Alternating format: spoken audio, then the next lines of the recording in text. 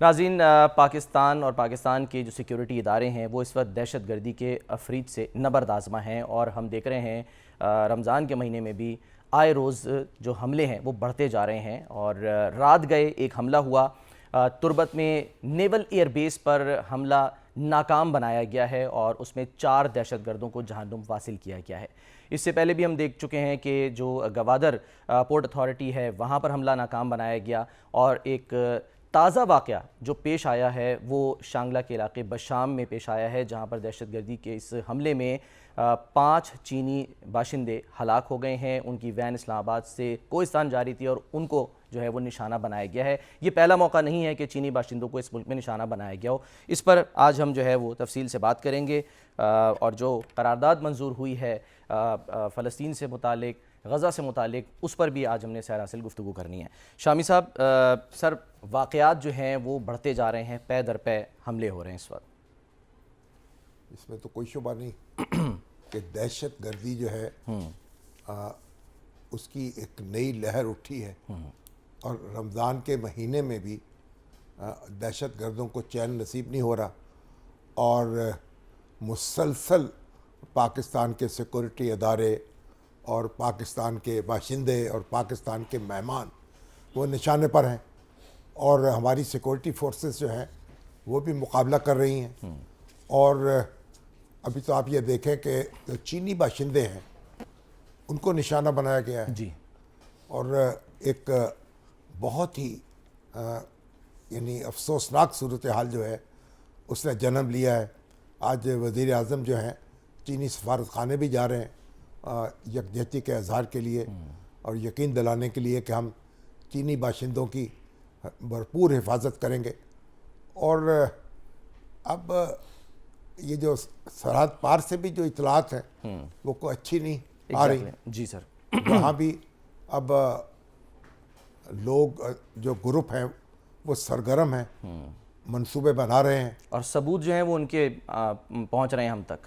ہاں، بلکہ ان کی تو ایک جو کانفرنس ہو رہی ہے یعنی حافظ گل بہادر گروپ کی، گل بہادر گروپ کی، جی ہاں، یا ایک خفیہ میٹنگ ہو رہی ہے، ہاں جی، اس کی اس ویڈیو کی ساری لیک ہوئی ہے۔ تفصیل ہمارے سامنے آ چکی۔ جی سر، سنائیں گے ذرا لوگوں کو؟ جی سر، وہ ہم ان کو سنائیں گے کیا، کیونکہ وہ ظاہر ہے وہ تو زبان مختلف ہے، لیکن ہم ساتھ ساتھ دکھا رہے ہیں کہ اس میں کہا یہ جا رہا ہے کہ یہ ہم دیکھ بھی سکتے ہیں، آپ دیکھ سکتے ہیں اس کے اندر کہ وہ کیا کہہ رہے ہیں۔ وہ کہہ رہے ہیں کہ جی ہم پاکستان سے بدلہ جو ہے وہ لیں گے، یعنی یہ اب جو گٹھ جوڑ ہے جس کا پاکستان کا موقف تھا کہ بھائی یہاں سے بھاگے ہوئے لوگ آپ کے پاس ہیں، اور وہ آپ کے جو ٹی ٹی اے ہے تحریک طالبان افغانستان، اس کے ساتھ مل کر سرحد پار سے یہاں پر حملے کر رہے ہیں، تو جو ریاست پاکستان ہے اس کا موقف جو ہے وہ اب سچا ثابت ہو رہا ہے۔ دیکھیے، ایک تو جو امریکی فوجیں واپس گئی ہیں اور اسلحہ وہاں چھوڑ گئی ہیں، بہت سا اسلحہ جو ہے ان گروپوں کے ہاتھ لگ گیا ہے، اور پھر ان کو پوچھنے والا کوئی نہیں ہے۔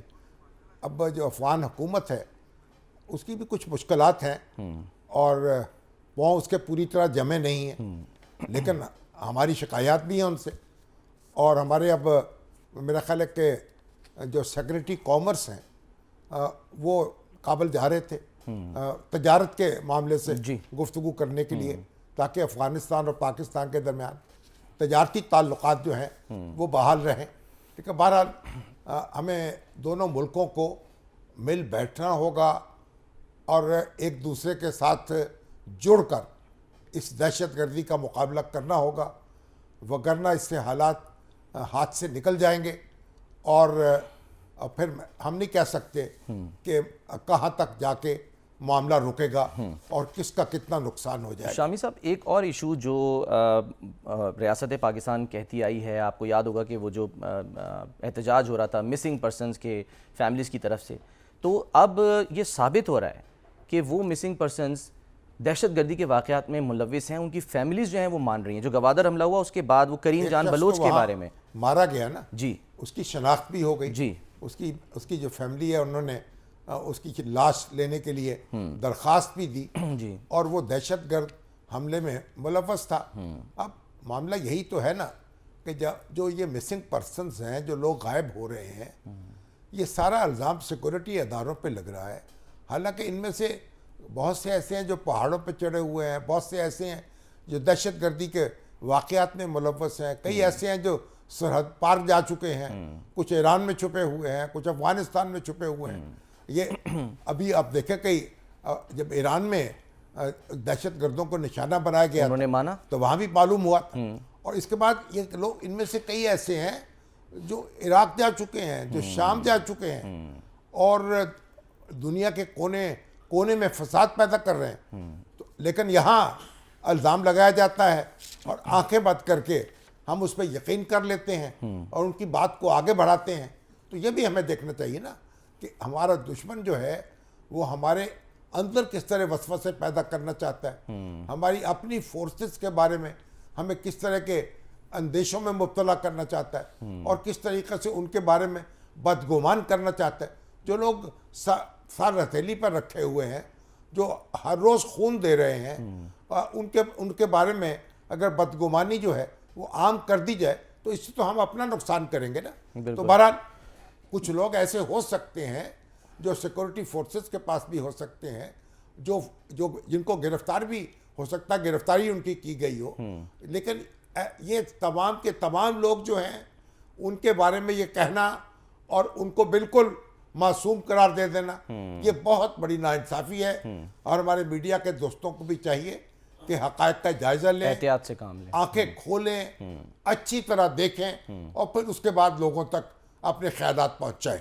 شامی صاحب، یہ جو بشام میں واقع ہوا چینی، کیونکہ اس میں باشندے ہیں، یہ پاک چین دوستی پر ہم کہہ سکتے ہیں ظاہر براہ ہے راست کہ حملہ اس ہے. کے پیچھے تو پھر سر آپ کو یاد ہوگا 2021 جولائی میں داسو پاور پلانٹ کے نزدیک جو ہے وہ چینی باشندوں پر حملہ ہوا. پھر کراچی میں ہوا، نہیں، کراچی میں ایگزیکٹلی سر، اپریل 2022 میں وہ جو 3 اساتذہ تھے ان کو بم حملے میں ہلاک کیا گیا. تو یہ ایک بار پھر جو ہے وہ بہرحال اب ظاہر ہے کہ جو ایسے عناصر ہیں جن کو پاک چین دوستی کھٹکتی ہے وہ اس کے پیچھے ہوں گے. ہمیں ان تک پہنچنا ہے، ہمیں انٹیلیجنس اپنی کو مؤثر کرنا ہے، بہتر کرنا ہے اور ہر قیمت پر ان کی سرکوبی کرنی ہے واردات سے پہلے. اب بھی آپ دیکھیں نا کتنے ایسے دہشت گرد ہیں جو پکڑے جاتے ہیں واردات سے پہلے، وگرنہ اگر ساری وارداتیں جو وہ پلان کر رہے ہیں وہ ہو جائیں تو یہاں تو کوہرام بچ جائے. ایسا ہی ہے. تو لیکن اس کو مزید مؤثر جیسے بنانا ہے. ڈیرہ اسماعیل خان میں سر آج ہوا ہے ایک آپریشن ہوا ہے انٹیلیجنس بیسڈ، تو اس میں 4 دہشت گردوں کو مارا ہے. انٹیلیجنس بیسڈ آپریشنز جو ہیں ان کو زیادہ کرنے کی، مؤثر بنانے کی ضرورت ہے اور اسی طریقے سے ہم ان کی سرکوبی کر سکتے ہیں اور ان کی کمر توڑ سکتے ہیں. ڈاکٹر صاحب، ایک تو اللہ تعالیٰ نے آپ کو یہ توفیق دی کہ آپ اور آپ کے ساتھی جو ہیں وہ وہاں پہنچے غزہ میں اور ہمارے بھائیوں کی خدمت کی. تو ہم آپ سے یہ سوال کر رہے ہیں کہ یہ آپ کتنے لوگ تھے جو یہاں سے گئے اور کتنے دن وہاں رہے اور آپ نے کیا کیا مناظر دیکھے اپنی آنکھوں سے؟ جی ہم لوگ تقریباً 5 لوگ تھے اس میں. یہاں سے ٹوٹل ہماری 9 لوگوں کی ٹیم تھی، لیکن 5 ڈاکٹر تھے، 2 ایمرجنسی کے تھے، ایک OB-GYN گائنیکالوجسٹ، ایک سرجن اور ایک انیستھیزیالوجسٹ. یہ سارے پاکستانی تھے؟ نہیں، ڈائیورس ٹیم تھی. اس میں 2 ہم لوگ پاکستانی تھے جو گائنیکالوجسٹ ہیں، ڈاکٹر ہنا چیمہ یہ بھی اور میں، اور اس کے بعد ایک جو ہے وہ جارڈینین یعنی اردنی جو ہے وہ تھیں ایمرجنسی کی ڈاکٹر جو یہیں پر جو ہے وہ بڑی بڑی ہیں، اور 2 گورے تھے. ایک ان میں سے جو ہے وہ یہاں شکاگو سے اور دوسرے برطانیہ سے. ایک خالص امریکن اور ایک خالص برطانوی. ہاں بالکل گورے. تو یہ گورے جی اور بالکل غیر مسلم. اور وہاں پر یہ کہ اور بھی کئی جو ہے وہ غیر مسلم لوگ جو صرف انسانیت کی بنیاد پر، انسانیت کے ناطے پر وہاں پر آئے ہیں اپنی جان کو خطرے میں ڈال کر اور مسلسل وہاں پر لوگوں کی خدمت کر رہے ہیں. یعنی ڈاکٹر وہاں دنیا بھر سے ڈاکٹر جا رہے ہیں اور وہاں موجود ہیں، ان میں غیر مسلم بھی ہیں، مسلمان بھی ہیں. جی ہاں، تو مسلمان بھی ہیں. جی ہاں، بنیادی طور پہ زیادہ تر تو یہ امریکہ سے اور برطانیہ سے یہاں سے جا رہے ہیں. وہاں سے ایک جو ہے وہ یہ ہوپ ٹیم کے نام سے وہ وہاں سے بھی آئے تھے اردن سے، اور لیکن اس میں بھی اکثر لوگ تھے جو کہ یہاں سے ٹرین ہو کر گئے ہیں. تو زیادہ تر یعنی کہ لوگ اس طرف سے جو ہے وہ دنیا کے حصے سے گئے ہیں. ظاہر ہے کہ بہت زیادہ لوگ نہیں ہیں، لیکن یہ کہ بڑی لمیٹڈ تعداد میں لیکن جا رہے ہیں.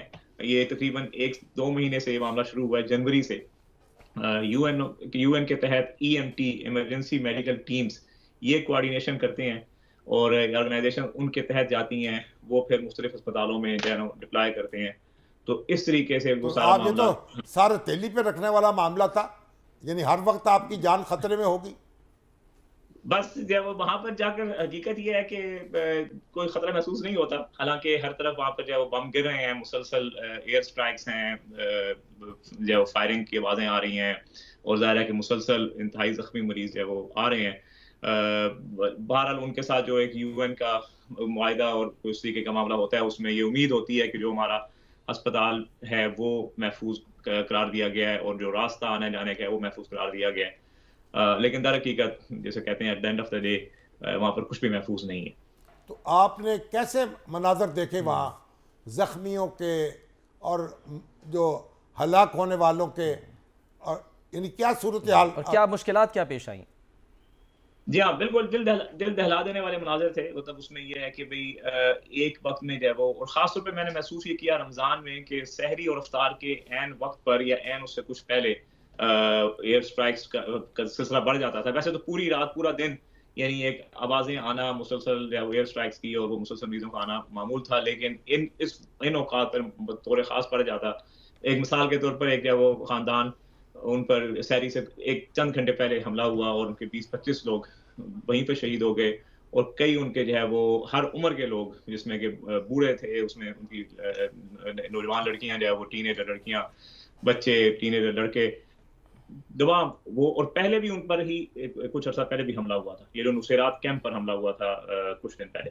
تو وہ ایک مثال ہے. اس کے علاوہ کئی لوگ جو ہے نا وہ مثلا یہ کہ کوئی بالکل چھوٹی بچی جو ہے وہ بھی اس میں تھی، ایک اور میں خیال تھی حملے میں، اور اس کے بیسیکلی کوئی ماں باپ نہیں تھے. ہمیں موسٹ لائکلی وہ شہید ہو گئے، اور وہ 3 مہینے کی جو ہے وہ بچی وہاں پر انتہائی زخمی حالت میں، لیکن اللہ کے فضل سے وہ بچ گئیں.